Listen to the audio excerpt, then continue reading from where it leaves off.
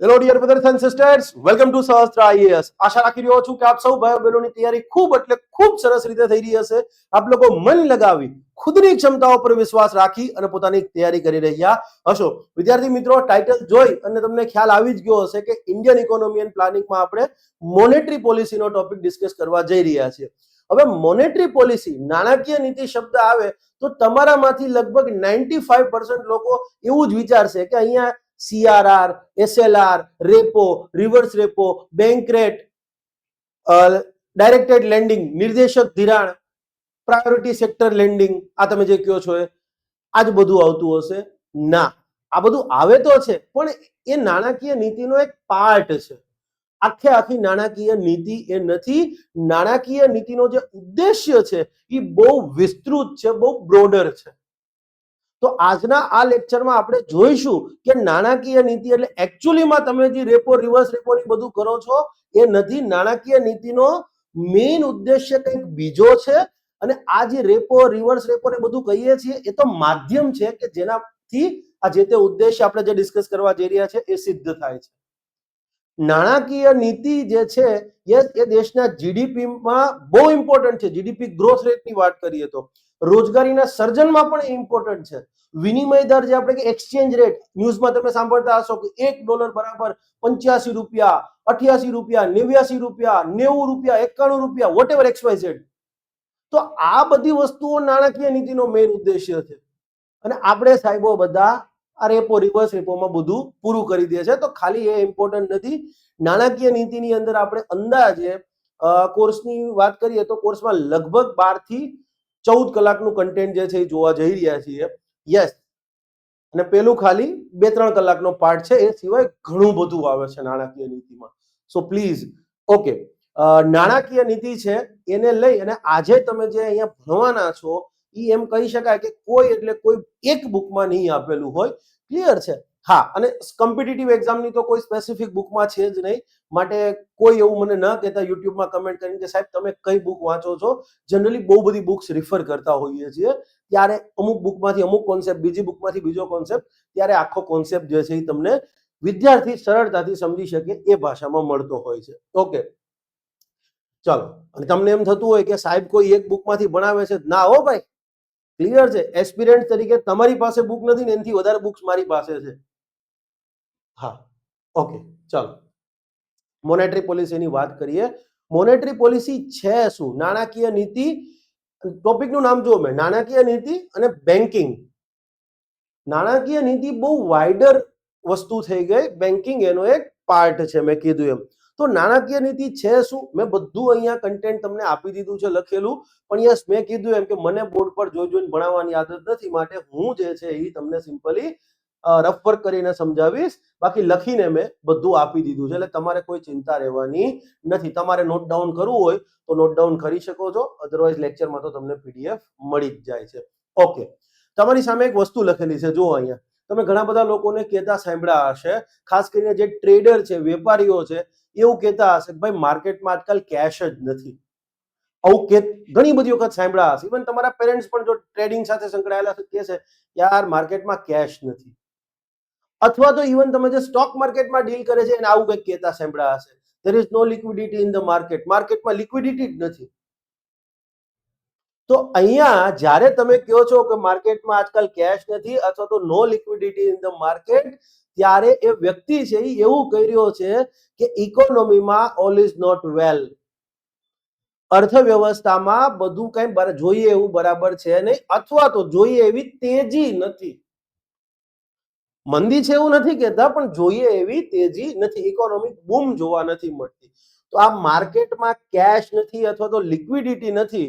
તો પહેલો તો પ્રશ્ન એ બને કે આ માર્કેટમાં કેશ હોવું, માર્કેટમાં લિક્વિડિટી હોવું એટલે શું? ઓકે, માર્કેટમાં કેટલી કેશ રહેશે, કેટલી લિક્વિડિટી રહેશે એ નક્કી કોણ કરશે? શેના આધારે નક્કી થશે? ક્લિયર છે? કઈ રીતે? માનો કે માર્કેટમાં કેશ નથી એવું કહે છે, તો કેશ કઈ રીતે વધી શકે? અને ઉલટો સિનેરિયો, માર્કેટમાં કેશ વધારે પડતી થઈ ગઈ હોય તો એની અસરો શું આવે? ઓકે, કેશ વધારે પડતી થઈ ગઈ છે, કોઈ પણ વસ્તુ અતિ વસ્તુ સારી ના કહેવાય. તો માર્કેટમાં જરૂરિયાત કરતા કેશ વધી ગઈ તો હવે એને કંટ્રોલ કોણ કરશે? તો આ બધા આયામો છે ને એ તમારી મોનેટરી પોલિસીમાં તમારે ભણવાના થાય છે. તમે એકચ્યુઅલીમાં આનો ડીપ મિનિંગ સમજશો આ મોનેટરી પોલિસીની અંતર્ગત. યસ, તમે માનો કે લેટ્સ સે ફોર એક્ઝામ્પલ ન્યૂઝમાં વાંચતા હો કે ડુંગળી બધાને રોવડાવી રહી છે, આંસુ લાવી રહી છે, તો એ રૂપક અલંકાર છે. અલ્ટિમેટલી ઇકોનોમીમાં એ ઇન્ફ્લેશનનો કોન્સેપ્ટ તમે ડિસ્કસ કરી રહ્યા છો, ઇન્ફ્લેશનની વાત કરી રહ્યા છો. તો અહીંયા પણ જ્યારે માર્કેટમાં આજકાલ કેશ નથી આવું કોઈ કહે છે અથવા લિક્વિડિટી નથી માર્કેટમાં આવું કોઈ બોલે છે, તો જાણતા અજાણતા પણ એ મોનેટરી પોલિસીની વાત કરી રહ્યા છે. યસ, અને something associated with the monetary policy. અને યસ, તમે આ જ આપણા ટોપિકમાં સમજશો કે માર્કેટમાં કેશ હોવું એટલે શું, કેશ ઓછી હોવું એટલે શું, વધી જાય ત્યારે શું થાય, સ્ટેપ બાય સ્ટેપ જોઈશું. લગભગ આ લેક્ચરમાં 99.99% તમારું બધું ક્લિયર થઈ જશે. ક્લિયર છે? જે થોડું ઘણું બાકી રહેશે તો સ્વાભાવિક છે, નેક્સ્ટ લેક્ચરની અંદર આવવાનું જ છે. ઓકે, અને આ બધું આપણે પ્રેક્ટિકલ અભ્યાસ સાથે જોવાનું છે. Okay, let's begin the show. Okay, પહેલો પ્રશ્ન એ થાય કે મોનેટરી પોલિસી એટલે શું? તો મોનેટરી પોલિસી છે એ અગેન મેક્રો ઇકોનોમિક્સની એક નીતિ છે. જેમ ફિસ્કલ પોલિસી પણ મેક્રો ઇકોનોમિક્સની નીતિ હતી. યસ, તો મોનેટરી પોલિસી છે, નાણાકીય નીતિ છે, એ પણ તમારી મેક્રો ઇકોનોમિક્સની એક નીતિ છે કે જેના અંતર્ગત દેશની મધ્યસ્થી બેંક, ભારતમાં કહીએ તો આરબીઆઈ, આર્થિક વૃદ્ધિની જરૂરિયાત અને ભાવોની સ્થિરતા, price stability, requirement of economic growth and price stability, આ બંનેને ધ્યાનમાં રાખતા પ્રવાહિતાનું, તરલતાનું, અલગ અલગ શબ્દો છે, પ્રવાહિતા, દ્રવ્યતા, તરલતા, લિક્વિડિટીનું વ્યવસ્થાપન કરે છે. મેક્રો ઇકોનોમિક્સની એક નીતિ કે જેના અંતર્ગત દેશની મધ્યસ્થી બેંક, આર્થિક વૃદ્ધિની જરૂરિયાત અને ભાવોની સ્થિરતા એમ બંનેને ધ્યાનમાં રાખતા પ્રવાહિતાનું વ્યવસ્થાપન કરે છે. પહેલો પોઈન્ટ તો કે મેક્રો ઇકોનોમિક્સની એક નીતિ છે. એના અંતર્ગત દેશની મધ્યસ્થી બેંક, ભારતમાં કહીએ તો આરબીઆઈ, અમેરિકામાં કહીએ તો અમેરિકન ફેડ રિઝર્વ, ઇંગ્લેન્ડમાં કહીએ તો બેંક ઓફ ઇંગ્લેન્ડ, ચાઇનામાં કહીએ તો People's Bank of China. Yes, દરેક દેશની એક મધ્યસ્થી બેંક હોય, તો દેશની મધ્યસ્થી બેંક પ્રવાહિતાનું વ્યવસ્થાપન, પ્રવાહિતાનું નિયમન કરે છે. કઈ બે બાબતને ધ્યાનમાં રાખતા? આર્થિક વૃદ્ધિની જરૂરિયાત અને ભાવોની સ્થિરતા. આ જેટલા પોઈન્ટ આપણે સમજ્યા ને એ બોલ્યો ને હું, એ દરેકે દરેક પ્રેક્ટિકલ સાથે સમજવાનું છે. ત્યારે તમને ખ્યાલ આવશે કે એકચ્યુઅલીમાં મોનેટરી પોલિસી છે, યસ, એ દેશના જીડીપીમાં અને આપણે જે રોજગાર નિર્માણની વાત કરીએ છીએ ને એના બેમાં બહુ મોટો રોલ પ્લે કરે છે.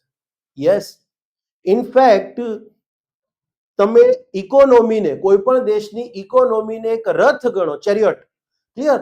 તો યસ, મોનેટરી પોલિસી અને ફિસ્કલ પોલિસી એ રથના બે પૈડા છે. હવે રથના બે પૈડા પ્રોપર ફંક્શન કરતા હોય, ક્લિયર છે, તો જ રથ ઝડપથી આગળ વધે. પણ એક પૈડું માનો કે માલ ફંક્શન હોય તો, ખરાબ થઈ જાય તો પછી રથ જોઈએ એવો આગળ ન વધે.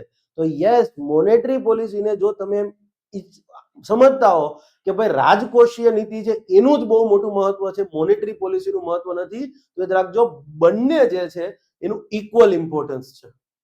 કોઈનું મહત્વ વધારે નથી, કોઈનું ઓછું નથી, બંનેનું ઇક્વલ ઇમ્પોર્ટન્સ છે. યસ, જોઈશું સ્ટેપ બાય સ્ટેપ. અને yes, monetary policy, okay, fiscal પોલિસીમાં આપણે જોયા હતા કે મોડર્ન ટાઈમની અંદર એના માટે શબ્દ વપરાય છે ફિસ્કલ ઇકોનોમિક્સ. આપણે આ શબ્દ બોલેલો હતો. તો યસ, મોનેટરી પોલિસીના કેસમાં પણ અહીંયા તમારે મોનેટરી ઇકોનોમિક્સ એવો મોડર્ન ટાઈમમાં શબ્દ યુઝ થાય છે. તો મોનેટરી ઇકોનોમિક્સમાં શું આવતું હશે? તો સિમ્પલી એ મેક્રો ઇકોનોમિક્સની જ કંઈક વાત કરતું હશે કે જેની અંદર દેશની સેન્ટ્રલ બેંક, મધ્યસ્થ બેંક જે છે એ પ્રવાહિતાનું નિયમન કરે. કઈ બે બાબતોને ધ્યાનમાં રાખતા? આર્થિક વૃદ્ધિની જરૂરિયાત અને ભાવોની સ્થિરતા. હવે હું સ્ટેપ બાય સ્ટેપ લખી અને આ બધી વસ્તુ તમને સમજાવવા જઈ રહ્યો છું. ઓકે, મોનેટરી પોલિસી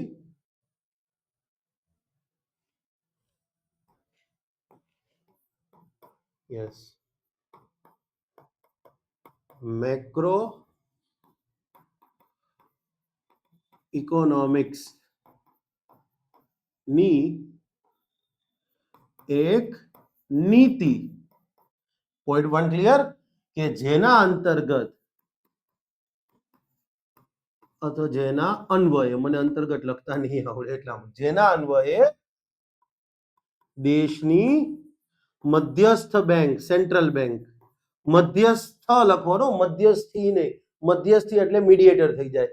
દેશની મધ્યસ્થ બેંક. સેકન્ડ પોઈન્ટ, આર્થિક વૃદ્ધિની જરૂરિયાત,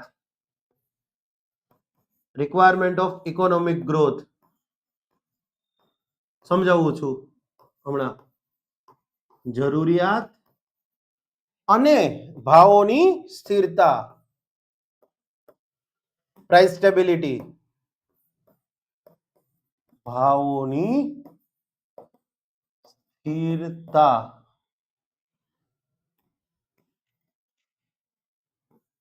એમ બંનેને ધ્યાનમાં રાખતા શું કરે? પ્રવાહિતાનું નિયમન કરે છે. લિક્વિડિટી, દ્રવ્યતા, નિયમન કરે છે. આ વ્યાખ્યા જે છે ને, કદાચ દુનિયામાં ગમે એ જગ્યાએ જશો ને, તમારા માટે આ સત્ય સનાતન રહેવાની છે. કોઈ ટેક્સ્ટ બુકમાં નથી આપી, but over the period of time understanding થી થયેલી વસ્તુ છે. દુનિયાના દરેક દેશમાં જશો, બરાબર, મોનેટરી પોલિસીની વ્યાખ્યા આ સાચી જ રહેવાની છે. ઓકે, તો હવે અહીંયા સ્ટેપ બાય સ્ટેપ આપણે સમજવાનો પ્રયત્ન કરીએ. દેશની મધ્યસ્થ બેંક કીધું એટલે શું? ભારતમાં કહીએ તો આરબીઆઈ. યસ, દેશની મધ્યસ્થ બેંક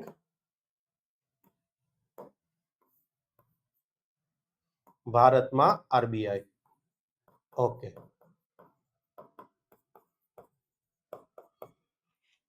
હવે સ્ટેપ બાય સ્ટેપ જોવાનું, પણ પહેલા આપણે અહીંથી આમ નહીં જોઈએ, અહીંથી શરૂઆત કરીશું. પ્રવાહિતા એટલે શું? પ્રવાહિતા એટલે શું? પહેલો પોઈન્ટ. અને બીજો પોઈન્ટ જોઈશું, પ્રવાહિતાનું નિયમન એટલે શું? ઓકે, પ્રવાહિતા. આના માટે અલગ અલગ ઘણા બધા શબ્દ છે. દ્રવ્યતા, એક્ઝામમાં કોઈ શબ્દ આવે તો કન્ફ્યુઝ નહીં થવાનું. તરલતા, યસ, ઇંગ્લિશમાં એક જ શબ્દ છે, લિક્વિડિટી. ઓકે, તો પ્રવાહિતા એટલે શું અને પ્રવાહિતાનું નિયમન એટલે શું? પ્રવાહિતાનું નિયમન, લિક્વિડિટી મેનેજમેન્ટ.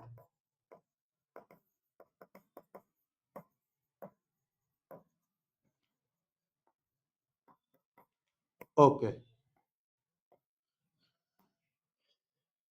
પ્રવાહિતા એટલે સિમ્પલી માર્કેટમાં રહેલી કેશ, માર્કેટમાં રહેલો મની સપ્લાય, બજારમાં રહેલ નાણાંનો પુરવઠો.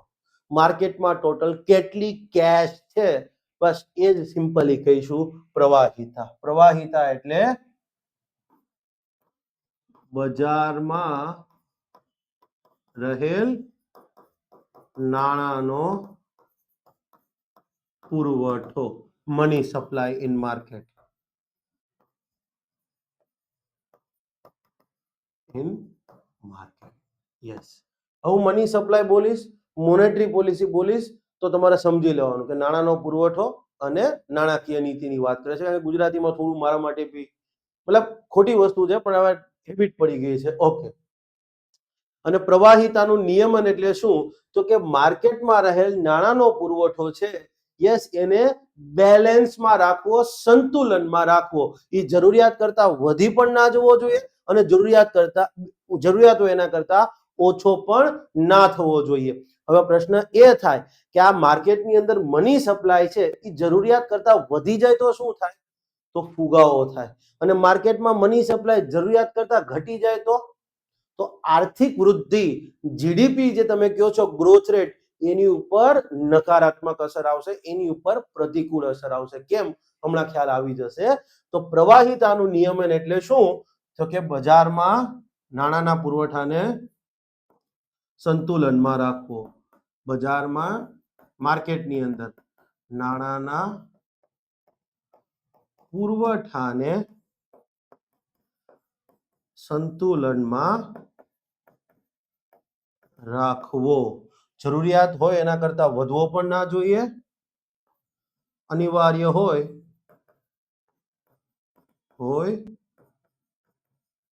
તેનાથી વધવો કે ઘટવો ન જોઈએ.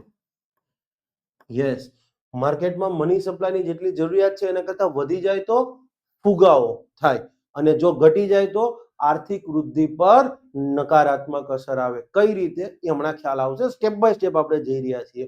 ઓકે, આટલી વસ્તુ તમને પહેલા તો બેઝિક ખ્યાલ આવી ગયો. ભાઈ મોનેટરી પોલિસી, નાણાકીય નીતિની વાત કરો છો તો એમાં દેશની મધ્યસ્થી બેંક છે એ ભૂમિકા સર્વોચ્ચ છે, એની ભૂમિકા સૌથી પ્રાઇમ હોય છે, અને સાચું છે. ફિસ્કલ પોલિસીમાં સરકારની ભૂમિકા સર્વોચ્ચ હતી, મોનેટરી પોલિસીમાં દેશની મધ્યસ્થી bank, central bank of a country, ભારતમાં કહે તો આરબીઆઈ, એની ભૂમિકા સર્વોચ્ચ છે. અને યસ, મોનેટરી પોલિસી અંતર્ગત દેશની મધ્યસ્થી બેંક કરે છે શું, તો કે માર્કેટમાં જે મની સપ્લાય છે એને બેલેન્સ કરે છે. યસ, જરૂરિયાત કરતા વધી પણ ના જાય કે જરૂરિયાત કરતા ઓછો પણ ન થઈ જાય. અને આમાં જ આ જરૂરિયાત કરતા વધવો ના જોઈએ, જરૂરિયાત કરતા ઘટવો ના જોઈએ, એ બેની વચ્ચે જ તમારી મોનેટરી પોલિસી રમતી હોય છે. Yes, balancing money supplying market, balancing money supply in market. Okay, હવે મેં કીધું એમ કે જરૂરિયાત કરતા વધી જાય તો, જરૂરિયાત હોય એના કરતા કેશ વધી જાય તો ફુગાવો, અને ઘટી જશે તો શું થશે, આર્થિક વૃદ્ધિ પર એક પ્રકારે નકારાત્મક અસર આવશે. આમ તો કહીએ તો એને દેશી ભાષામાં મંદી જ બોલીએ છીએ, પણ મંદી આપણે હવે નહીં બોલીએ, કારણ કે મંદી માટેનો એક ટેકનિકલ ટર્મિનોલોજી છે. આર્થિક વૃદ્ધિનો દર ધીમો પડે, ઇકોનોમિક સ્લો ડાઉન, આવું શબ્દ બોલવાનો. હા, તમને ઇન્ટરવ્યુમાં પૂછે કે ભાઈ માર્કેટમાં મની સપ્લાય જરૂરિયાત કરતા વધી જાય તો કે ભાઈ ઇન્ફ્લેશન આવી શકે, પણ જરૂરિયાત કરતા ઘટી જાય તો, જો તમે મંદી બોલ્યા તો સમજણ પડી ગઈ કે તમારી થોટ પ્રોસેસ, તમારા વિચારો જે છે કાઇન્ડ ઓફ ક્લાસ 3 લેવલ પર છે. પણ તમે કીધું કે ઇકોનોમિક સ્લો ડાઉન નો ભય રહે તો યસ, હવે તમારા શબ્દો એ પ્રકારે તમારા શબ્દો હોવા જોઈએ. તમે પછી બહાર આવીને એમ કહો છો કે મારું ઇન્ટરવ્યુ તો સરસ ગયું હતું, પણ હસમુખ પટેલ સાહેબે મારી ઉપર ખાર રાખ્યો. અરે ભાઈ, હસમુખ પટેલ સાહેબને તમારે શું કઈ જાગીરદારી ના પેલા છે કે ભાઈ હા એમની જાગીર તમે લઈ લીધી એટલે સાહેબે હવે અહીંયા કરી દીધું? ના, ક્યારેય ના. ક્લિયર, તમારા શબ્દો એ રીતના હોવા જોઈએ. ઓકે, મંદી બોલશો તો એ ઠીક છે, પણ સામાન્ય માણસ બોલે તો ચાલે, જીપીએસસી નો એક્સપિરિયન્સ બોલે એ ઉચિત ન કહેવાય. યસ,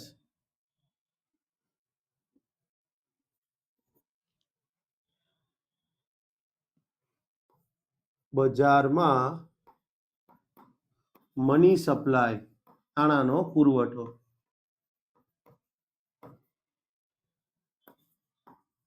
જરૂરિયાત અનિવાર્યતા હોય તેનાથી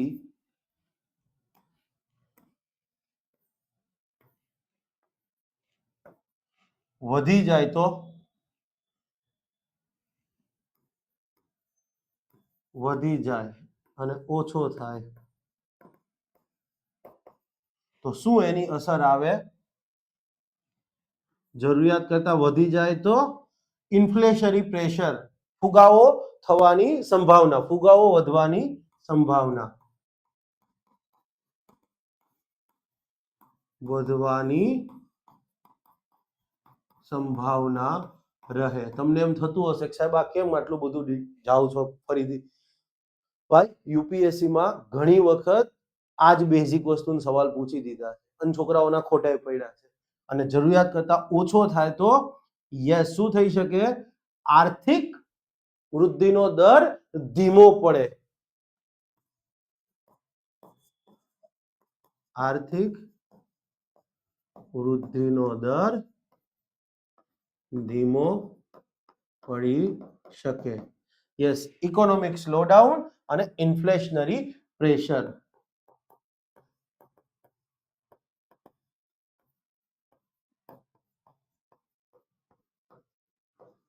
અને slowdown of economic growth or economic slowdown.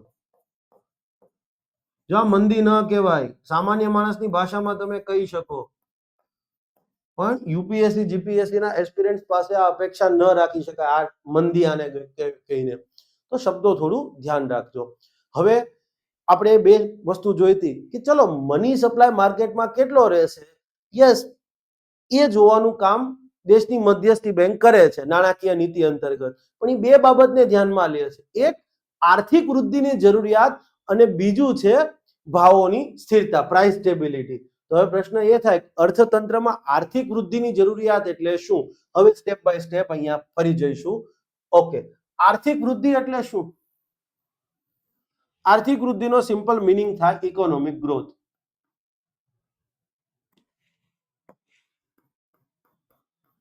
Okay, economic growth, આર્થિક વૃદ્ધિ. એને હજી સરળ શબ્દમાં હું આગળ લઈ જાઉં તો યસ જીડીપી માં વધારો. યસ, જીડીપી માં વધારો. તો એવું કહેવા માંગે છે કે ભાઈ દેશમાં મોનેટરી પોલિસી અંતર્ગત દેશની મધ્યસ્થી બેંક જીડીપી વધે એના માટે પૈસાની શું જરૂરિયાત છે એ ધ્યાનમાં રાખે છે અને મની સપ્લાય જે છે એ બેલેન્સ કરવાનો પ્રયત્ન કરે છે. સરળ શબ્દમાં કહીએ તો આ જીડીપી માં વધારો.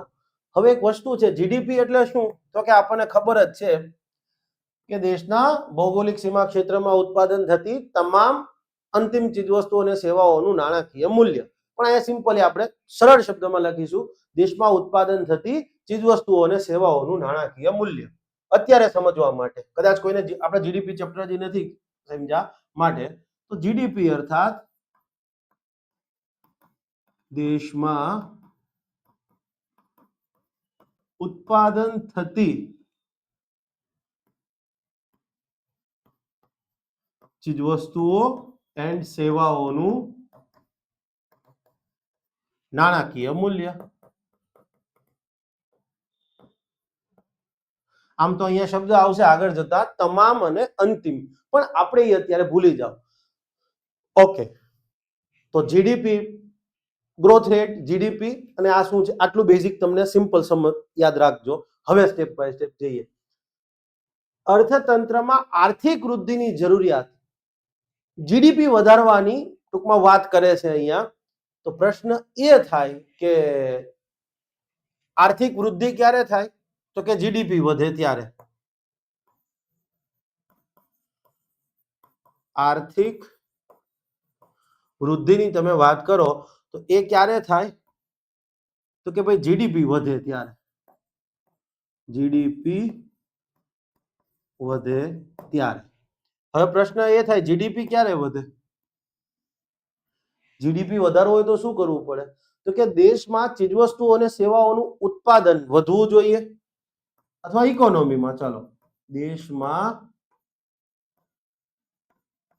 ચીજવસ્તુઓનું એન્ડ સેવાઓનું ઉત્પાદન વધવું જોઈએ.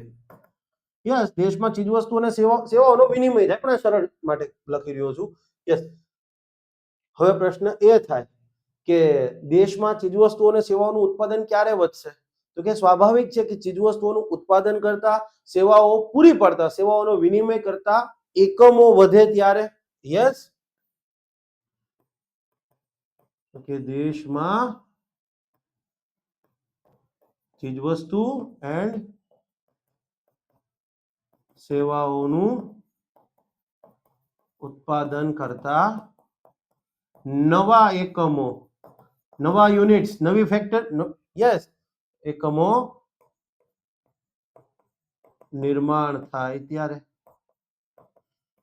તમારે ચીજવસ્તુ અને સેવાનું ઉત્પાદન વધારવું હશે તો સ્વાભાવિક છે કે ચીજવસ્તુઓનું ઉત્પાદન કરતી ફેક્ટરીઓ અથવા તો યુનિટ છે એની સંખ્યા વધારવી પડશે, અથવા તો એનું વિસ્તરણ, એક્સપાન્શન કરવું પડશે.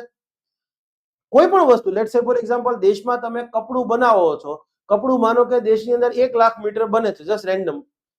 તો હવે તમારે 1 લાખ મીટરમાંથી માનો કે 1.5 લાખ મીટર બનાવવું છે, અથવા 1,10,000 મીટર બનાવવું છે, તો સ્વાભાવિક છે કે તમારે નવા મશીન મૂકવા પડશે, અથવા તો નવું યુનિટ જ ઉભા કરવા પડશે. યસ, માનો કે દેશની અંદર સેવાઓની વાત કરીએ તો કોઈ પણ પ્રકારની સેવા, તમે એન્ટરટેનમેન્ટ સર્વિસ લઈ લ્યો, લેટ્સ સે ફોર એક્ઝામ્પલ ટ્રેડિંગ લઈ લ્યો, તો આ બધી જ્યારે સેવાઓ પૂરી પાડતા હશે તો સામે નવા એકમો જોશે ને કે જે સેવાઓ પૂરી પાડે. સોફ્ટવેર, માનો કે સોફ્ટવેરની સેવાઓની વાત કરીએ તો સોફ્ટવેરની નવી કંપનીઓ તો તમારે બનાવવી પડશે ને, અથવા જૂની કંપની જે એક્ઝિસ્ટિંગ કંપની છે એનું એક્સપાન્શન કરવું પડશે, એવા નવા માણસો ભરતી કરવા પડશે. તો એમનેમ થાય, નવી ફેક્ટરી એમનેમ બને, ક્લિયર, નવા સર્વિસના એકમો એમનેમ થશે. તો કે સ્વાભાવિક છે કે આ નવા એકમોનું નિર્માણ કરવું પડશે, અને નવા એકમોનું નિર્માણ માટે શું જોશે? ફંડ જોશે. યસ,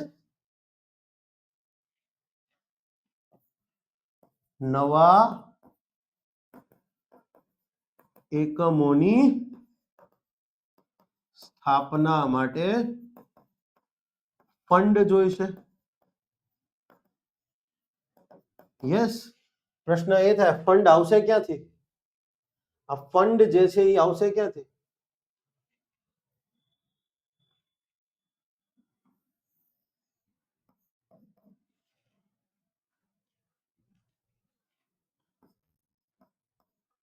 ફંડ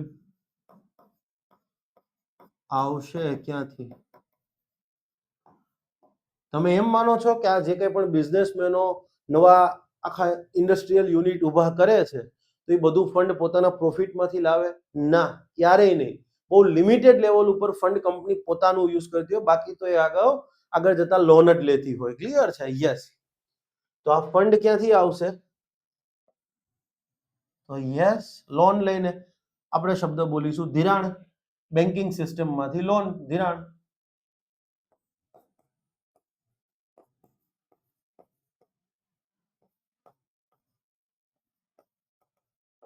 સિસ્ટમમાંથી શું લેવામાં આવશે? ધિરાણ.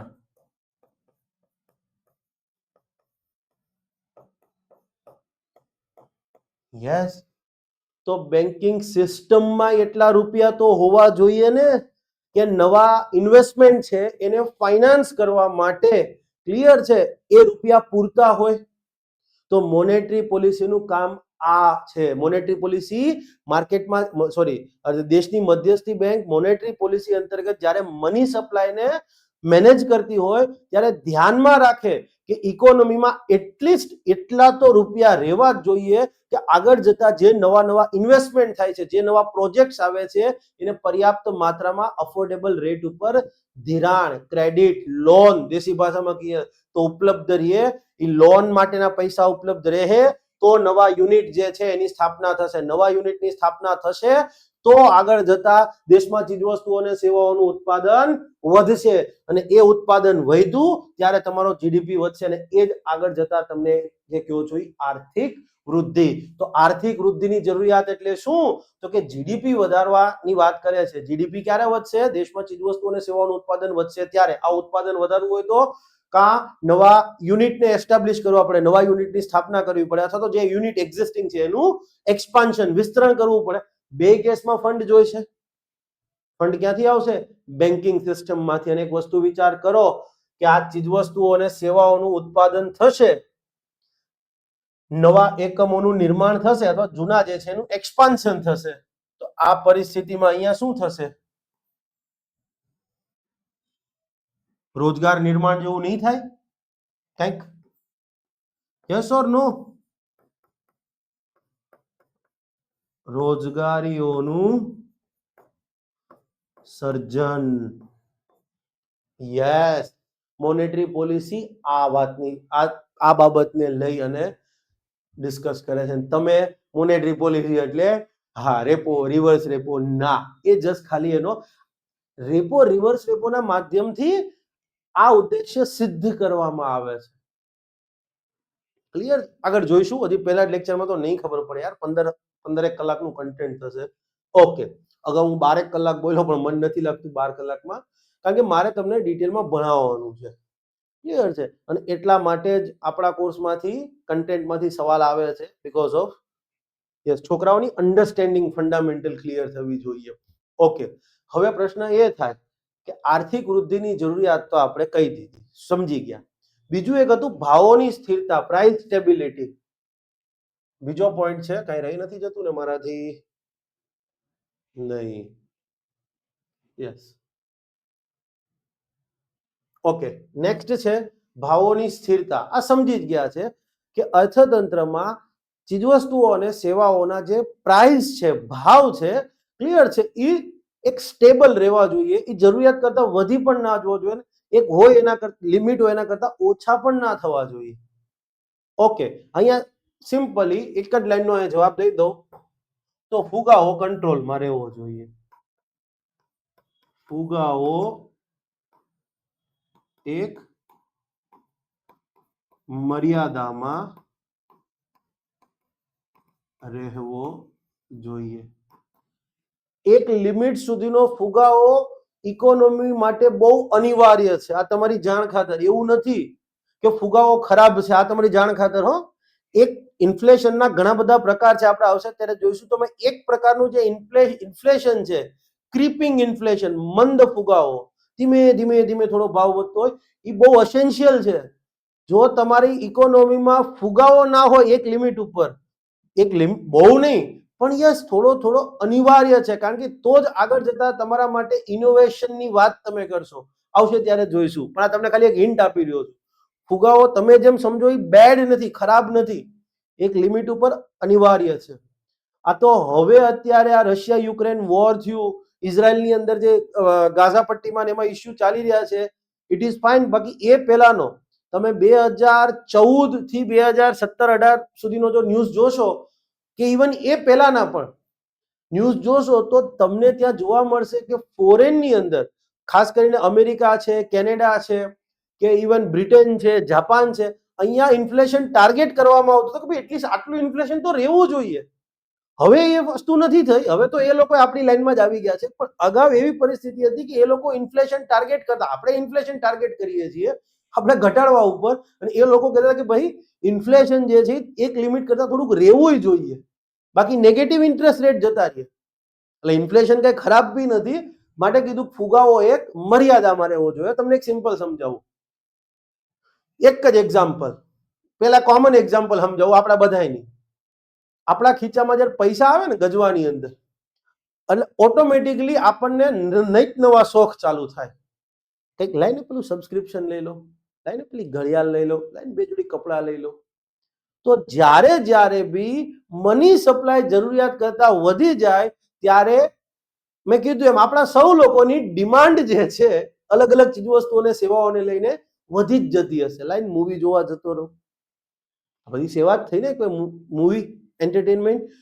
તો મની સપ્લાય જ્યારે ઓવરઓલ ઇકોનોમીમાં બધા પાસે પૈસા રહે, જો ઇકોનોમીમાં મની સપ્લાય વધશે એટલે સૌના ભાગે થોડું થોડું તો આવશે જ, પણ જેવો મની સપ્લાય વધ્યો ને એટલે બધા અલગ અલગ વસ્તુઓની ડિમાન્ડ કરવા માંડશે, એટલે એગ્રીગેટ ડિમાન્ડ વધી જશે, કુલ માંગ.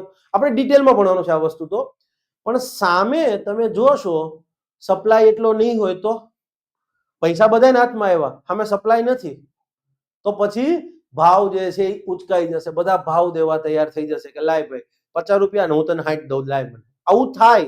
તમને એમ થાય કે સાહેબ આપણે તો આવું શાકભાજીમાં ને એમાં નથી થતું, આપણે ઉલટાનો ભાવ ઘટાડે છે. એવું ના હોય એકચ્યુઅલીમાં, જાણતા અજાણતા. જેમ જાણતા અજાણતા આપણે કેમ કીધું માર્કેટમાં કેશ નથી, એટલે એકચ્યુઅલી તમે ઇકોનોમિક સ્લોડાઉનની વાત કરી રહ્યા છો, તો કાઇન્ડ ઓફ આ એવી પરિસ્થિતિ છે. હજી ના સમજાણું તો એક્ઝામ્પલ આપું, એક practical.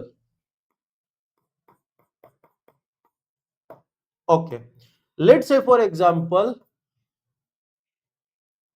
person A, B, C અને D આ ચાર વ્યક્તિઓ છે. 4 person,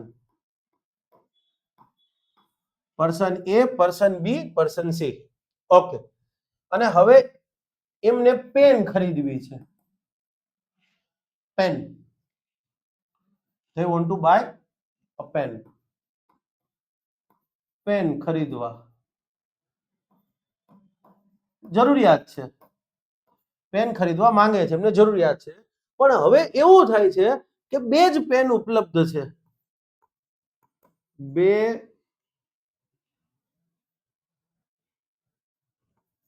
પેન જ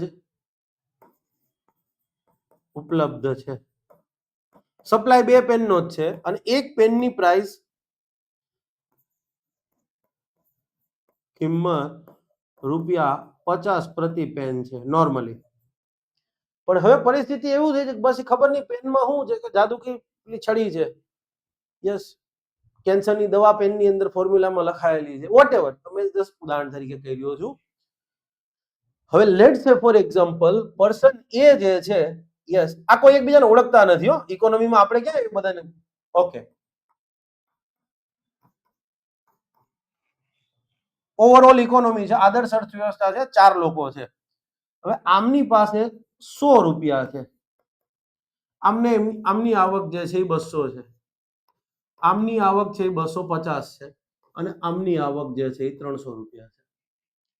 હવે એક વસ્તુ વિચાર કરો, 4 વ્યક્તિઓ છે, ચારેય પાસે એક ઇન્કમ છે અને આગળ જતા પેન ખરીદવા માંગે છે, પણ માર્કેટની અંદર 2 પેન જ ઉપલબ્ધ છે અને એની એકની કિંમત 50 રૂપિયા પ્રતિ પેન છે. હવે આ પરિસ્થિતિમાં શું થાય? આ કોઈ એકબીજાને ઓળખતા નથી. હા, એટલે એવું નહીં કરો ને બે ભેગા મળીને પેન ખરીદી લે. અને વ્યક્તિ જે છે એ જનરલી શું વિચારશે?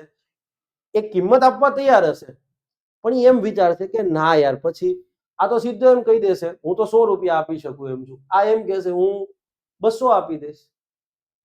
અને એવું તો છે નહીં કે 100 રૂપિયામાંથી પેન જ ખરીદવાની છે, ઘરનો બીજો સામાન નહીં લેવાનો.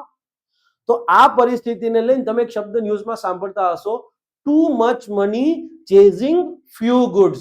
ટુ મચ મની, પૈસા બધા આગળ છે, ચેઝિંગ ફ્યુ ગુડ્સ, બે જ પેન છે. Point is clear? આ પરિસ્થિતિને આપણે શું કહી શકીએ? ટુ મચ મની અથવા much money chasing few goods.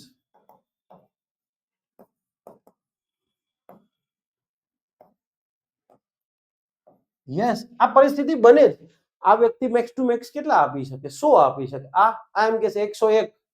આ 101 થી વધારે આપી નથી શકવાનો. એકદમ કલ્પના કરો ભાઈ બધાનું બજેટ આટલું જ છે પેનનું, તો આ એમ કે છે કે હું 201 આપીશ. આ એમ કે છે કે હું 201 આપી દઈશ. પેન આ બેને મળશે. આ 201 થી વધારે આપીને 200 થી વધારે નથી આપી શકવાનો, આ તો 100 થી વધારે નથી આપી શકવાનો. આ સેમ એક્ઝામ્પલ તમારે લેવું હોય હજી તો દરેક કેસમાં લઈ શકાય. લેટ્સ સે ફોર એક્ઝામ્પલ આપણે ઉનાળાની વાત કરીએ, કેરીની સિઝન હોય તો શરૂઆતમાં કેરીનો ભાવ બહુ ઓછો, પાકી કેરી શરૂઆતમાં પાકેલ કેરી જે છે યસ એનો ભાવ વધારે હોય. કેમ? કારણ કે હજી પાકેલ કેરીનો એટલો બધો સપ્લાય હોતો નથી. માર્કેટમાં ખરીદવા વાળા બધાય છે. ડિમાન્ડ પાકી કેરી બધાને ખાવી હોય, બધાને ઝડપથી કેરી ખાવા મળે, પણ સામે પાકી કેરીનો સપ્લાય એટલો હોતો નથી. એટલે બાય ડિફોલ્ટ ત્યાં પ્રાઇસ એડજસ્ટ થાય, પછી પ્રાઇસ અપ જાય. યસ, આ સિમ્પલ વસ્તુ. આ જ એક્ઝામ્પલ કોઈ બી જગ્યાએ એક્ઝામ્પલ લાગુ થશે કે જ્યારે માર્કેટમાં મની સપ્લાય જરૂરિયાત કરતા વધી જશે એટલે સ્વાભાવિક છે સામે સપ્લાય નહીં હોય, ફ્યુ ગુડ્સ, સપ્લાય છે નહીં, સપ્લાય નહીં હોય અને ચીજ વસ્તુ અને સેવાઓનો સપ્લાય ઓછો હશે, પર્યાપ્ત નહીં હોય અને પૈસા બધાય આગળ હશે તો ઇન્ફ્લેશન થશે ને થશે. આ સમજવા જેવી વાત છે. તો હવે તમે સમજો મોનેટરી પોલિસી અંતર્ગત દેશની મધ્યસ્થી બેંક શું કરે છે?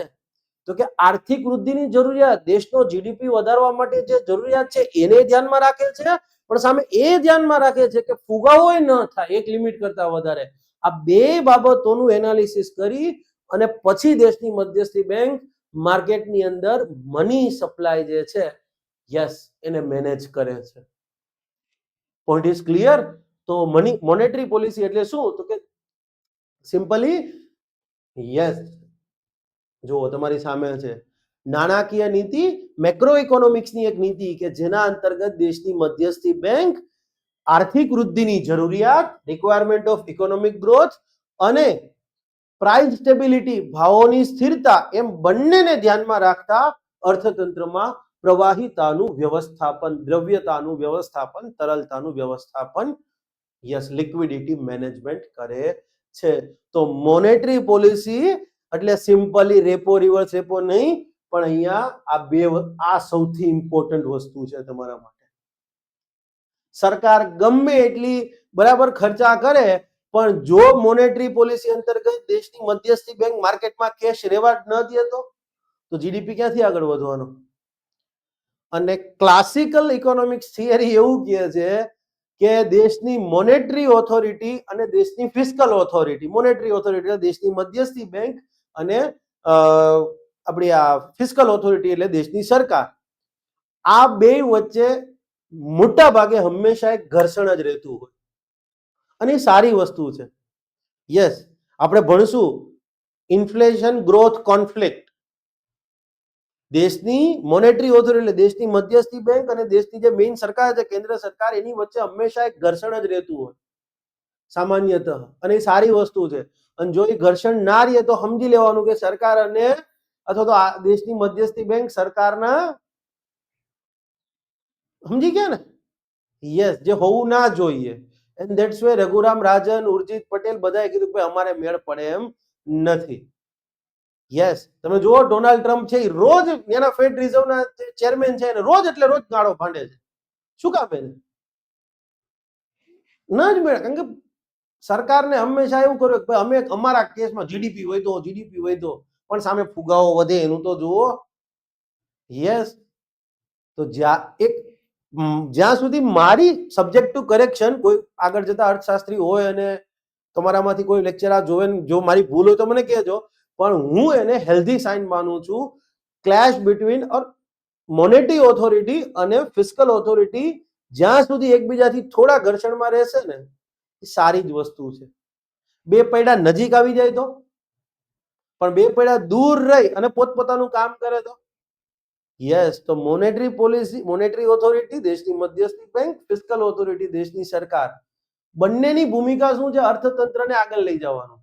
પણ એવું નહીં કે યસ, તો આ એક વસ્તુ છે.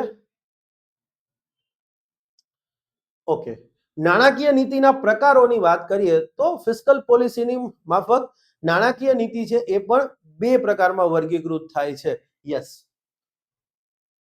આ બધું મેં લખી દીધું છે. જુઓ, અર્થતંત્રમાં નાણાંનો પુરવઠો જરૂરિયાત કરતા ઘટી જાય તો આર્થિક વૃદ્ધિનો દર ધીમો પડે છે, ઇકોનોમિક સ્લો ડાઉન, ને જરૂરિયાત કરતા વધી જાય તો ફુગાવો ઉદ્ભવે.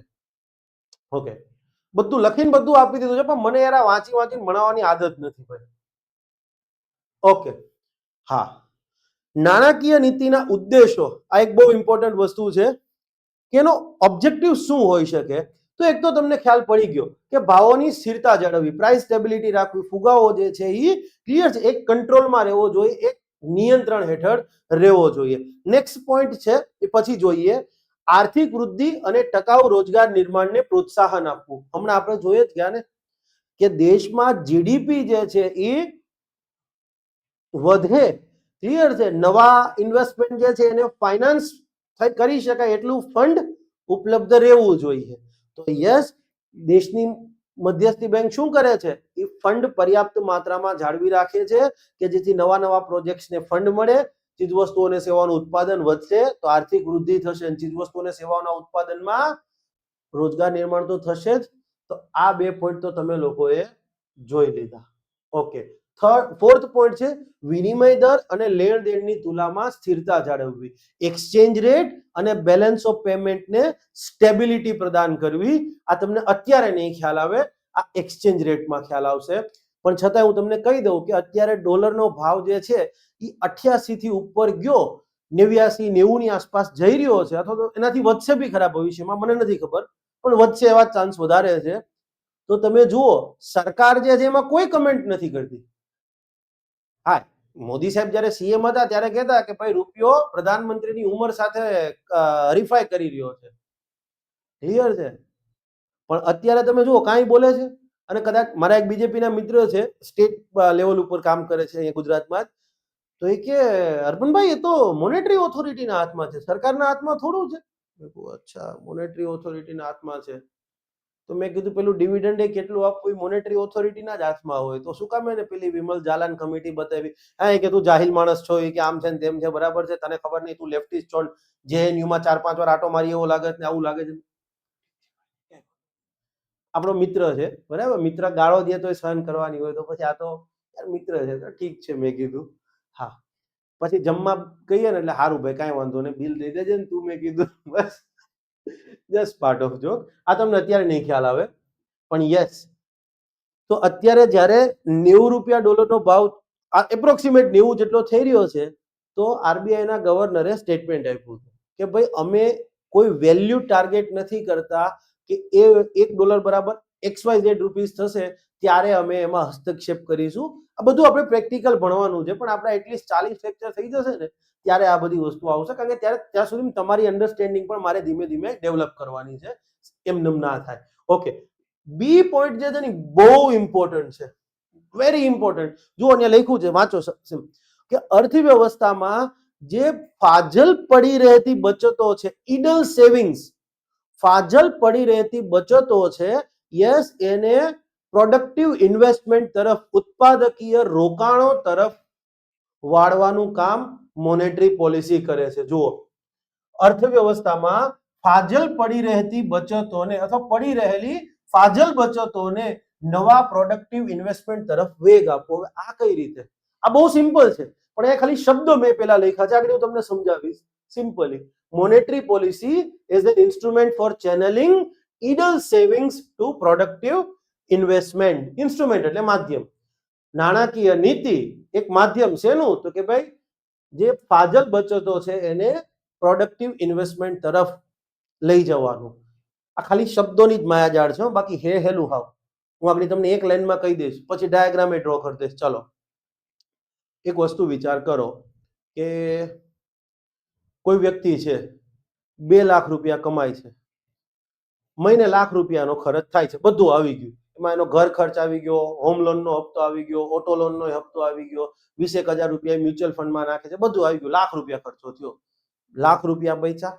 હવે આ લાખ રૂપિયા બચે છે તો એ નોર્મલી તો કઈ ઉપયોગ કરવાનો નથી, દર મહિને લાખ રૂપિયાની બચત થતી રહે. કદાચ દિવાળી કેવો કોઈ તહેવાર આવશે, ક્લિયર છે, દિવાળી આવે, ઈદ આવે કે નાતાલ આવે, જે કઈ કમ્યુનિટીમાંથી છે, ત્યારે કદાચ એ થોડો ખર્ચો કરશે. તો કઈ વર્ષે લાખ રૂપિયા, દર મહિને લાખ બચે તો વર્ષે 12 લાખ બચ્યા, ક્લિયર. હવે 12 લાખ રૂપિયા બચ્યા તો કદાચ ખર્ચો કરીને વર્ષે બીજો 1 લાખ એમાંથી ખર્ચો કરે, બાકી 11 લાખ તો જનરલી પડ્યા જ રહે છે આ એક કેસની અંદર. યસ, તો હવે એ રૂપિયા હું એના ઘરમાં રાખે છે? ના, એ રૂપિયા બેંકમાં રાખે છે. અને આ ઇકોનોમીમાં રહેલો દરેક વ્યક્તિ જનરલી કરતો હોય, દેશમાં રહેલો, બધા પોતપોતાની આવક છે એ બેંકમાં જ રાખે છે ને, જરૂરિયાત મુજબ જ ખર્ચ કરે છે. તો હવે જે નોર્મલી માનો કે વ્યક્તિએ એ રૂપિયા, આપણા કેસમાં કીધું કે એના 12 લાખ રૂપિયા દર વર્ષે બચે છે, 12 લાખ રૂપિયા એને ઘરમાં રાખ્યા હોત તો એને કાંઈ એટલે કાંઈ એનો બીજો ઉપયોગ થાત, એ ફાજલ જ પડ્યું રહે ને, એનો કોઈ આગળ જતા પ્રોડક્ટિવ યુઝ તો છે નહીં. પણ એ રૂપિયા બેન્કિંગ સિસ્ટમમાં છે તો બેંકો હવે તમને જોઈ ત્યારે આપી જ દેશે. એ વ્યક્તિ કહેશે કે લાવો મારા 6 લાખ રૂપિયા થયા છે, લાવો 6 લાખ, બેંક આપી દેશે.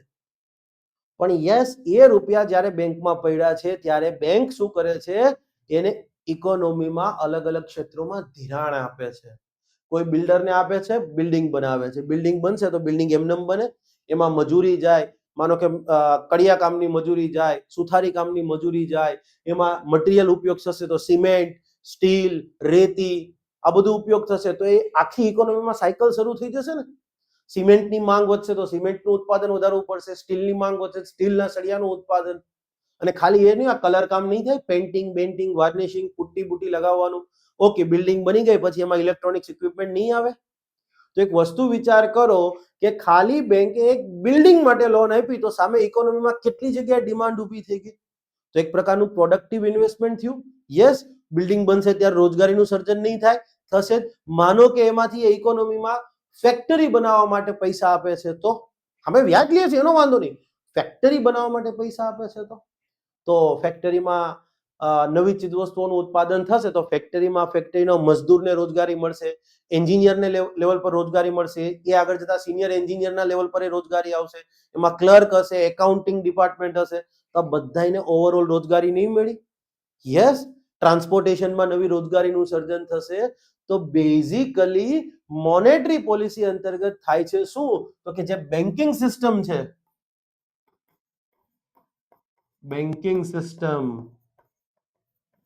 યસ, એ શું કરે છે, ઇકોનોમીમાંથી થાપણો સ્વીકારે છે, થાપણો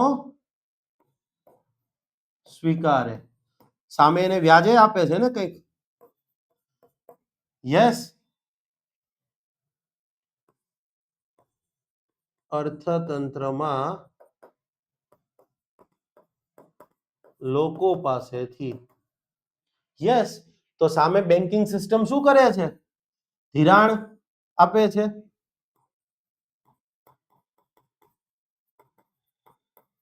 છે, વ્યાજ વસૂલે કરે છે, એમાંય ના નહીં, પણ આ વિવિધ પ્રોજેક્ટ્સને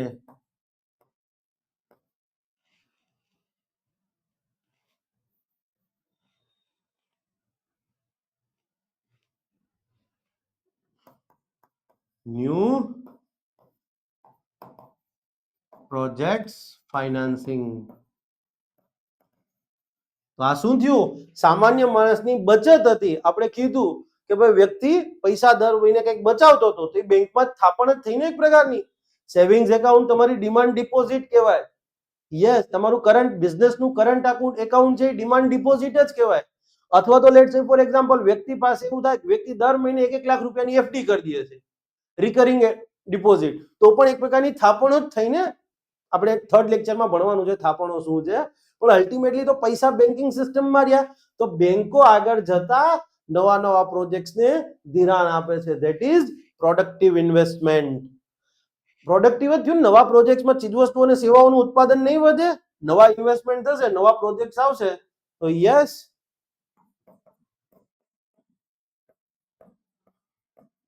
production of goods and services. આ શું થયું? વધ્યું. ચીજવસ્તુઓ અને સેવાઓનું ઉત્પાદન વધશે તો જીડીપી વધશે. તો ફાજલ જે બચતો છે, ઇડલ સેવિંગ્સ છે, એને પ્રોડક્ટિવ ઇન્વેસ્ટમેન્ટ તરફ લઈ જવાનું કામ કોણ કરે છે? Monetary policy. હા, ક્લિયર. તો તમારો અને મારો બધાનો જેનું જેનું બેંક એકાઉન્ટ છે અને આપણે પૈસા એમાં રાખીએ છીએ, તો યસ. હવે તમને એમ થાય સાહેબ ઓલો વ્યક્તિ પૈસા માંગી લે તો બેંકે તો ધિરાણ કરી દીધું છે, તો હું એ વ્યક્તિ એકલો જ બેંકમાં પૈસા મૂકે છે, બીજા બધા નહીં મૂકતા હોય, અને હું બધાને 1000 રૂપિયાની જરૂરિયાત પડે? ના, 1000 રૂપિયાની જરૂરિયાત ન પડે, ક્યારે એ શક્ય જ નથી. ક્લિયર છે? હા. તો પ્રશ્ન એ થાય કે સાહેબ આ રૂપિયાની જરૂરિયાત માનો કે પડી ગઈ તો નેક્સ્ટ લેક્ચરમાં સમજીશું, ચિંતા ના કરો, હજી ઘણું બધું છે તમારે. ઓકે. તો નાણાકીય નીતિના પ્રકારો. નાણાકીય નીતિ મેઇનલી 2 પ્રકારની છે. ઓકે. એક છે સંકોચનકારી નાણાકીય નીતિ, યસ, અને બીજી છે વિસ્તરણકારી નાણાકીય નીતિ. સંકોચનકારી એટલે કોન્ટ્રેક્શનરી મોનેટરી પોલિસી, એના માટે ડિયર મની પોલિસી પણ કહેવામાં આવે છે.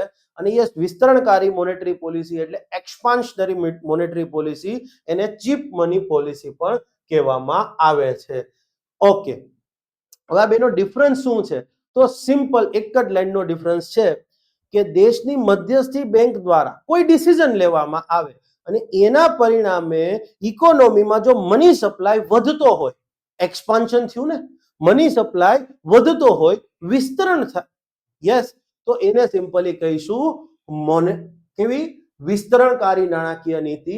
અને સંકોચનકારી એટલે દેશની મધ્યસ્થી બેંક દ્વારા કોઈ ડિસિઝન લેવામાં આવે અને એના કારણે ઇકોનોમીમાં મની સપ્લાય ઓછો થતો હોય, તો શું સંકોચનકારી નાણાકીય નીતિ.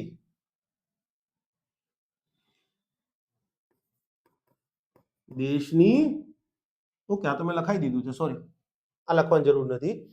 દેશની મોનેટરી પોલિસી, સોરી, દેશની મોનેટરી ઓથોરિટી અથવા તો દેશની મધ્યસ્થી બેંક, ભારતમાં કહે તો આરબીઆઈ, કોઈ ડિસિઝન લે અને એના પરિણામે ઇકોનોમીમાં મની સપ્લાય ઓછો થાય, મની સપ્લાયનું સંકોચન થયું, તો સંકોચનકારી નાણાકીય નીતિ. પણ માનો કે મોનેટરી ઓથોરિટી કોઈ ડિસિઝન લે છે અને મની સપ્લાય વધે છે, મની સપ્લાયનું વિસ્તરણ થયું, વિસ્તરણકારી નાણાકીય નીતિ. ઇનફેક્ટ એવું છે, વિસ્તરણકારીનો બીજો મીનિંગ એ પણ નીકળે કે દેશની મધ્યસ્થી બેંક કોઈ ડિસિઝન લે છે, મની સપ્લાય વધ્યો, મની સપ્લાય વધ્યો તો સ્વાભાવિક છે નવા પ્રોજેક્ટ્સ માટે ફંડિંગ પણ વધ્યું, નવા પ્રોજેક્ટ્સને ફંડિંગ મળ્યું તો સ્વાભાવિક છે ચીજવસ્તુઓ અને સેવાઓનું ઉત્પાદન વધશે, તો at the end of day ઇકોનોમીનું વિસ્તરણ થયું, માટે પણ એને at the end of day વિસ્તરણકારી નાણાકીય નીતિ કહે છે. સંકોચનકારી, વિસ્તરણકારી. મની સપ્લાય ઘટે, સંકોચનકારી. મની સપ્લાય છે, એક્સપાન્શન થાય, વિસ્તરણ થાય, તો એને વિસ્તરણકારી નાણાકીય નીતિ. ઓકે. સંકોચનકારી નાણાકીય નીતિની જો આપણે વાત કરીએ તો સિમ્પલી લેટ્સ સે ફોર એક્ઝામ્પલ રેપો રેટ જે છે એ વધારી દેવામાં આવે તો પોલિસી રેટ વધારી દેવામાં આવે તો સંકોચનકારી નાણાકીય નીતિનું ઉદાહરણ છે. કારણ કે પોલિસી રેટ વધશે તો હવે બેંકોને આરબીઆઈ પાસેથી જે ફંડ જોઈએ છે એ મોંઘું મળશે, મની સપ્લાય ઘટશે. આ નહીં સમજાય હજી તમને, કોઈ વાંધો નહીં. એકચ્યુઅલીમાં આખો એ ટોપિક 2 લેક્ચરનો બાકી છે, માટે યસ આ એક્ઝામ્પલ તમે અત્યારે રહેવા દેજો, પછી તમે 1 સેકન્ડની અંદર કહી દેશો, કારણ કે સીઆરઆર એસએલઆર નહીં ભણવાનું બાકી છે. પણ અત્યારે એટલું યાદ રાખો, મધ્યસ્થી બેંક કોઈ ડિસિઝન લે, મની સપ્લાય ઘટે તો સંકોચનકારી, મની સપ્લાય જો વધી જાય છે ડિસિઝનના કારણે તો વિસ્તરણકારી. હવે મની સપ્લાય જે છે એ ઘટી જાય તો શું થાય? ફુગાવા પર શું અસર આવે? ફુગાવો ઘટી શકે, ઘટવાનો ઘટે જેવું જરૂરી નથી, પણ માટે જ અહીંયા એલિમેન્ટ ઓફ પ્રોબેબિલિટી, ફુગાવા પર અસર, ફુગાવો ઘટી શકે. રોજગાર નિર્માણ ઉપર તો કે સારી અસર નહીં આવે. જો સામે મની સપ્લાય વધશે તો ફુગાવો વધશે, એમાં વાંધો નહીં, પણ સામે નવા પ્રોજેક્ટ્સને ફંડિંગ બી મળે છે ને, તો રોજગારીઓનું સર્જન થવાના ચાન્સ વધી જાય છે. તો આના ઉપર હકારાત્મક અસર. સંકોચનકારી નાણાકીય નીતિ ફુગાવો પર શું અસર આવશે? તો કે ફુગાવો ઘટી શકે. ઇનફેક્ટ આરબીઆઈ આ જ કરે છે કે માર્કેટમાં જ્યારે મની સપ્લાય જરૂરિયાત કરતા વધી ગયો હોય ત્યારે ઈ સંકોચનકારી નાણાકીય નીતિ અપનાવે. જ્યારે માર્કેટમાં મની સપ્લાય ક્લિયર છે ઘટી ગયો હોય ત્યારે પછી વિસ્તરણકારી. મની સપ્લાય જરૂરિયાત કરતા વધી જાય છે તો પછી મની સપ્લાય ઘટાડવો પડશે ને, અને ડિસિઝન લઈને મની સપ્લાય ઘટાડ્યો, સંકોચનકારી નાણાકીય નીતિ. રોજગાર નિર્માણ પર નકારાત્મક અસર.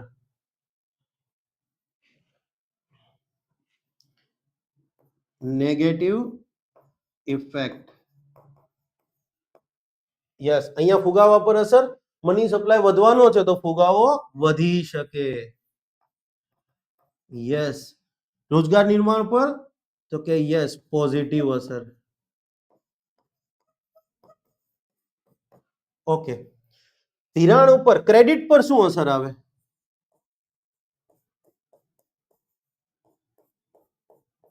દેશી ભાષામાં કહીએ લોન લેવા પર શું અસર આવે? સંકોચનકારી નાણાકીય નીતિ હોય. હવે સંકોચનકારી નાણાકીય નીતિ અપનાવી, માર્કેટમાં મની સપ્લાય ઘટી ગયો છે, મની સપ્લાય છે નહીં, દેશી ભાષામાં કે માર્કેટમાં કેશ નહીં, ત્યાં લોન લેવા જાવ તો શું થાય? બેંકો કે ભાઈ અમારી પાસે લિમિટેડ કેશ છે, લોન જોતી હોય તો 8% મળશે.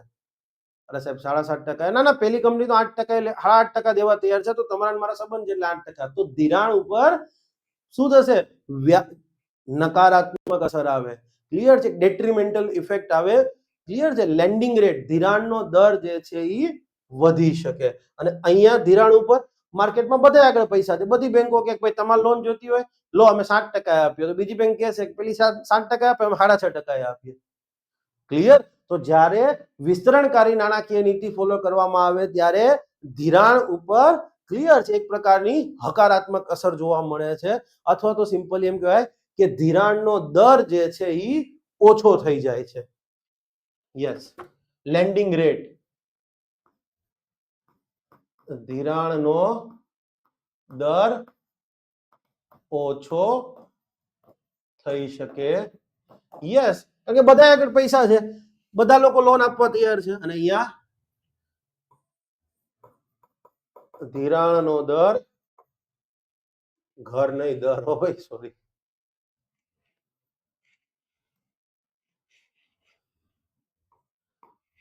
લેન્ડિંગ રેટ, લોનનો, યસ લેન્ડિંગ, ધિરાણનો દર વધી શકે છે. મેં અહીંયા એલિમેન્ટ ઓફ પ્રોબેબિલિટી યુઝ કર્યું છે, ધ્યાન રાખજો.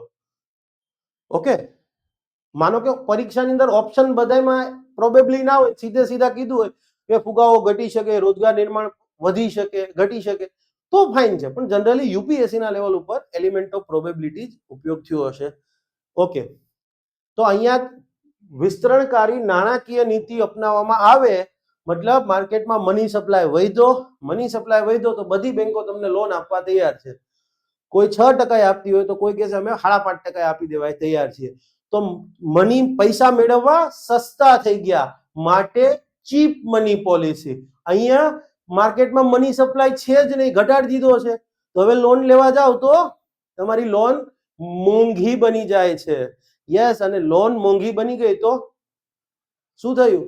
પૈસા મેળવવા કોસ્ટલી બની ગયા, માટે dear money policy. Clear? Yes. હવે તમને એમ કે સિમ્પલી સંકોચનકારી નાણાકીય નીતિ અપનાવવામાં આવે ત્યારે લોન તમારી શું થઈ જાય? સસ્તી કે મોંઘી?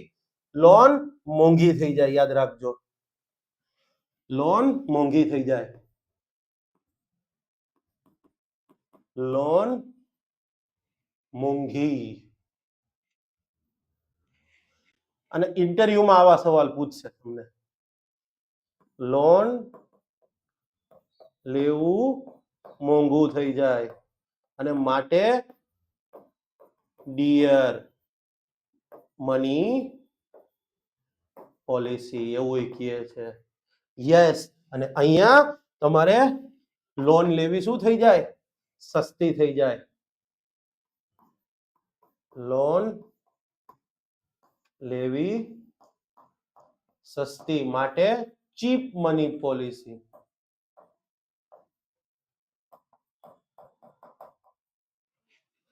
ક્લિયર? આ રીતે તમારે થોરોલી અભ્યાસ કરવાનો હોય છે. એમનેમ તમને લાગે એમ હું વારંવાર કહું છું, વારંવાર, કે તમારે જીપીએસસી ની પરીક્ષા પાસ કરવી તો સારા રેન્ક સાથે સારી કેડરમાં જાઓ. ડેપ્યુટી કલેક્ટર બનો, ડીવાયએસપી બનો, લેન્ડ રેકોર્ડમાં જે ઓફિસર હોય છે, ક્લિયર છે, રજિસ્ટ્રાર કે વોટેવર જે કહો એ બનો, ટેક્સમાં જાઓ. બસ એનાથી પછી તમારી જિંદગી કદાચ આજે નહીં, તમને 20 વર્ષ પછી વિચાર આવશે, સાલું આના કરતા પેલું મહેનત કરી લીધી હોત ને તો સારું હતું. હો યસ. હા, એસો બનશો ને સેક્શન ઓફિસર, તો આજના દિવસે ઘણા એસો છે, ક્લિયર છે, કે પણ ભાઈ જિંદગી ચાલે, પૈસા થોડું ઘણું મળતું હોય, ફાઇન છે, પણ ડેપ્યુટી કલેક્ટર એટલે ડેપ્યુટી કલેક્ટર, ડીવાયએસપી એટલે ડીવાયએસપી. તો મહેનત કરવી જ છે તો પછી હરખી કરો, નકર ન. ક્લિયર? તમને એમ લાગે કે સાહેબ ડિટેલમાં જોઈએ છીએ, તો ડિટેલમાં જોવાનો એક અલગ ફાયદો છે ને છે જ. માર્ક્સનો કઈ બહુ લાંબો ડિફરન્સ નથી આવતો તમારી જાણ ખાતર, પણ એ 15 માર્ક્સનો ડિફરન્સ છે ને, એ તમને ડેપ્યુટી કલેક્ટરમાંથી, ડીવાયએસપીમાંથી સીધા બીજી કેડરમાં નાખી દેશે. યસ. અને અહીંયા તમારો આ લેક્ચર પૂરો થાય છે. લેક્ચરના અનુસંધાનમાં તમારો કોઈ પ્રતિભાવ હોય, અભિપ્રાય હોય, એ ચોક્કસ કહેજો. તમારે એમ લાગતું હોય કે ભાઈ આ ટોપિક અમારે ભણવો છે, ઇકોનોમી અને પોલિટી, આ બે પૂરતું જ, ક્લિયર છે, યસ, અથવા કરંટને લગતી કોઈ બાબત હોય તો તમે ચોક્કસપણે કમેન્ટમાં કરજો. તમને કન્ટેન્ટ ઉપલબ્ધ કરાવવાનો પૂરેપૂરો પ્રયાસ કરીશું. Thank you. જય હિન્દ, જય જય ગરવી ગુજરાત. મારો દેશ મારી પહેચાન, મારું રાજ્ય મારું સ્વાગત.